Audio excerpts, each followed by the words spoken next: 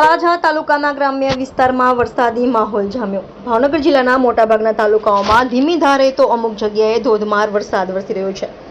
જ્યારે આપણે વાત કરી રહ્યા છીએ તળાજા શહેર અને તાલુકાની, તો ગઈકાલેથી લઈને આજે પણ ધીમી ધારે તો અમુક જગ્યાએ ધોધમાર વરસાદ વરસી રહ્યો છે, જેને લઈને ધરતીપુત્રો ખુશખુશાલ હાલતમાં જોવા મળી રહ્યા છે। તળાજા તાલુકામાંથી પસાર થતી અમુક નદીમાં પણ ઘોડાપૂર આવ્યા હતા। ત્યારે આપને આ દ્રશ્યો બતાવ્યા તે પ્રમાણે તળાજા તાલુકાના નવી કામરોલ, સાંગાણા, શોભાવડ સહિતના ગામોમાંથી પસાર થતી નદીમાં પણ પાણીનો પ્રવાહ વહેતો થયો હતો।